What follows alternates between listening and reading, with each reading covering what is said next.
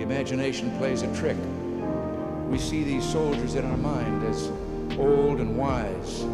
We see them as something like the founding fathers, grave and gray-haired. But most of them were boys when they died, and they gave up two lives, the one they were living and the one they would have lived. How was your Memorial weekend? Just a few more days until the highly anticipated verdict day trial, and Trump is still not a fan of maintaining calm. Exactly what we anticipate from the former president, who may still be shaking with fear over the impending deadline. See who's in the courtroom. You go just see who's in the courtroom. You'll see, and you'll see where they come from. And if you report it accurately, a lot of people are going to be very upset. Given his recent post, it's no wonder he has once again violated his gag order. His complaints about the 7-day delay to the summation of the entire court trials, in which the jury wasn't sequestered, are particularly problematic. His arguments for eliminating outside influences from jury trials were reasonable, but the courts would know best. It's unusual for factors like this to affect trials, especially for a trivial case like this one, as the former president has repeatedly stated. According to his Truth social media post, he justifies his payment to Cohen for the non-disclosure agreement, which he called a legal expense, and brings up the topic of reliance on counsel, with Judge Juan Merchan disagreeing on whether to uphold the advice of counsel clause. The former president's reaction on his social media account was quite predictable. Reliance on counsel provisions are perfectly lawful and may be invoked before or during proceedings. However, they are typically inappropriate at this point in the trial. I have to agree with that I don't think he can put on a defense of counsel defense, because he would have to testify to say, I was relying on this information, and that's why I did what I did. In addition, requesting such a clause would negate the attorney-client privilege, guaranteeing that Donald Trump and his attorneys would have to testify about the legal counsel they provided him to engage in the illegal activity. Regardless of whether he continues to insist that his actions were not criminal, choosing to rely on counsel does not support his denial, because it implies that he acknowledges that his actions were wrong, even though the advice came from Michael Cohen after all of the details were disclosed. Attorney-client privilege is a legal doctrine that protects from disclosure confidential communications between a lawyer and a client connected with legal advice. So it protects from compelled disclosure the information a client gives a lawyer in order to get that advice, and the advice that the lawyer gives the client. What kind of advice his former attorney gave him is still unknown. Was it to fabricate documents to conceal the fact that he was reimbursed for hush money, or was it to consider the former president's viewpoint, that is, an honorable payment for all the honorable services rendered to him from 2016 to 2017? He won't testify. Nobody, he's never going to put himself in a position where he can be cross-examined by prosecutors in a courtroom. In light of the actual situation that has been developing, that is, Donald Trump being wholly excluded from testifying by his defense team or by himself, nobody really knows. The scenario he's pleading for is a fairly remarkable comedy. Well, thank you very much, everybody. Make no mistake about it. I'm here because of crooked Joe Biden. The worst president in the history of our country is destroying our country. This country is being destroyed rapidly, not slowly, rapidly.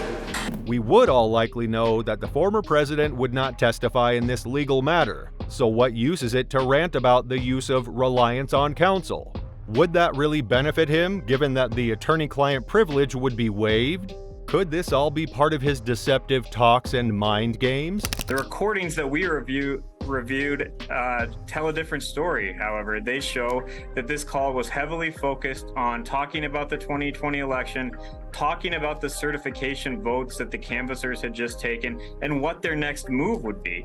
Donald Trump and Ronna McDaniel were focused on telling them not to sign the certification document. We're all well aware that Trump and his cronies are keeping several secrets from us. If these were to come to light, it would deal a severe blow to their status, which is what the attorney-client privilege allows them to keep hidden. Memorial Day is meant to honor the fallen soldiers of the U.S. military. For Donald Trump this morning, it was an excuse to go after his self-proclaimed enemies. He says, quote, "Happy Memorial Day to all, including the human scum that is working so hard to destroy our once great country." Returning to his initial complaints about the 7-day delay in court trials, the former president appears to have forgotten the national duty owed to the country's past military personnel who died while serving.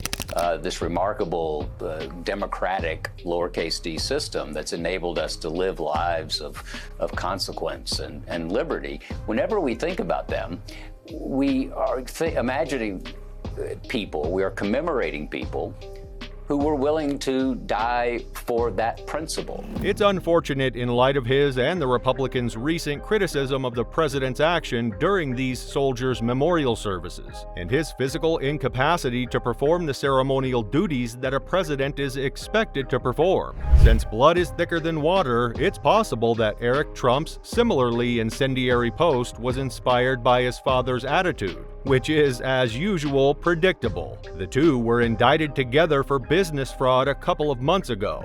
This post is a disgrace, especially on Memorial Day when people should temporarily put aside their political and selfish agendas and honor the lives of those who gave their all to defend their country and people. The former president's son wasn't immune to a backlash of disparaging remarks, which makes sense, and may even have come from incensed Americans who weren't swayed by the family's offensive actions. It's also quite comedic how figurative he is in his post, considering that, as of late, we can't recall a time when the United States was truly threatened by anyone other than the so-called rescuers in the Trump family. It would be fascinating to learn how they rescued their country. Some situations may necessitate a neutral point of view, but actions like this are infuriating and demonstrate a profound disrespect for American values and cultures.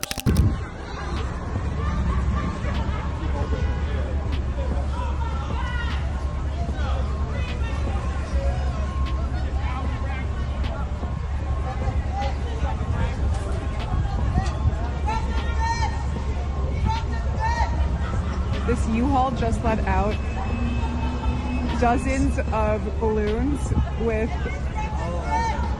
whose face? Judge Juan Merchan. We saw a couple of Alvin Bragg.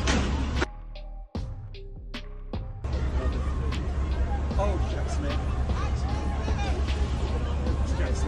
no. Oh my God.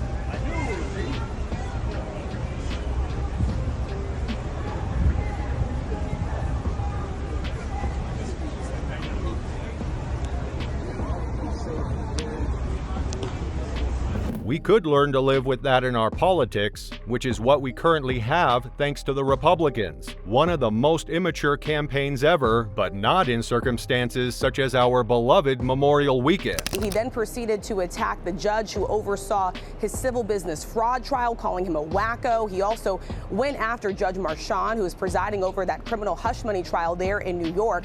Regarding the previous president's post regarding the 7-day delay, it's the same response, and even though he criticized Judge Merchan and District Attorney Alvin Bragg, they most likely did nothing wrong in this case. When they died, they gave up their chance to be husbands and fathers and grandfathers. They gave up their chance to be revered old men. They gave up everything for our country. Given the impending Memorial Day festivities, it was only fitting to postpone all last-minute events until days after May 27th, which falls on a Monday. His remarks regarding sequestering are likewise unfounded, because such agreements are only occasionally made and were last executed long ago. And to introduce and promulgate and defend and repeat, all of which President Trump and his followers have done, a vernacular of dictatorship and authoritarianism and autocracy is to undermine the very system that they wish to represent. We would have assumed that, during a time when he's so highly visible in both the US and worldwide media, he would cheerfully welcome the holidays as a way to remove himself from the front pages temporarily. We want libertarian votes because you stand for what we stand for. If we unite, we are unstoppable. I will be a true friend to libertarians in the White House. The Libertarian Party should nominate Trump for President of the United States. Whoa. When we think back to his visit to the Libertarian Convention, we can remember the hostile reception he received, which included jeers and anti-Trump chants. His posts about the event make us question whether we were viewing the correct segment of the convention that day. His post suggests that he is highly confident of winning over votes from this faction, which he said were enthusiastic about his presence, although we saw the exact opposite. Perhaps we just need to find the right clip to confirm this. You know, just in case the former president has clones, which is plausible, right? Now, because we're talking about social media, we should be very clear. Trump did post on Truth Social that while he didn't file the paperwork to become the Libertarian candidate, he absolutely would have gotten it if he wanted it, which didn't seem true based on the crowd response. What did you make of that? Does it matter? Either he's being sarcastic or he's completely lost his mind after dealing with all of the negatives week after week. RFK, I don't know anything about him. Look, RFK is polling very low. He's not a serious candidate. They say he hurts Biden.